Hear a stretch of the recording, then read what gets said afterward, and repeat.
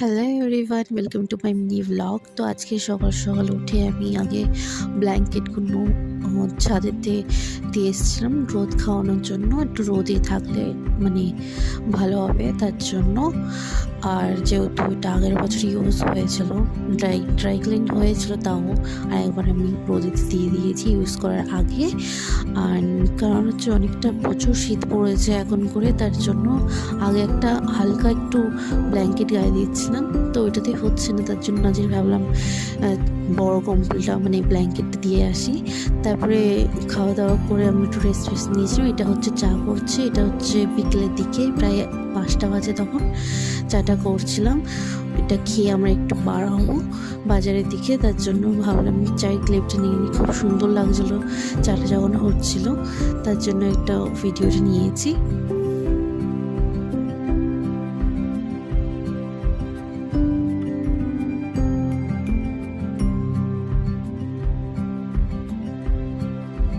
তারপরে দেন চা খেয়ে আমি আর মা বেরিয়েছিলাম বাজারের দিকে। আমাদের এখানেই বাজার আছে, ওখানে সব কিছু পাওয়া যায়। তো মা আসলে গুড় কেনার জন্য গেছিলো, যেহেতু শীত পড়েছে আর শীতের সময় গুড় সবাই খেতে পছন্দ করে, তার জন্য গুড় কেনার জন্য আমরা গিয়েছিলাম, কিন্তু কোনো জায়গায় গুড় পাইনি।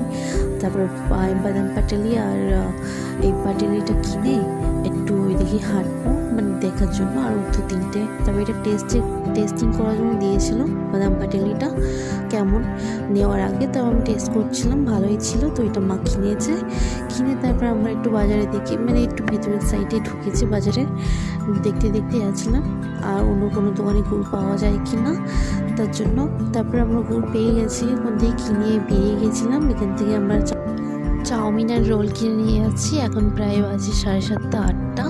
তো তারপরে আবার বাড়িতে চলে যাবো রোলটা নিয়ে। তো আজকে মিনি ব্লগ এইটুকুই। তো তোমরা সবাই সাবস্ক্রাইব করো, লাইক করো, শেয়ার করো, কমেন্ট করো। টাটা।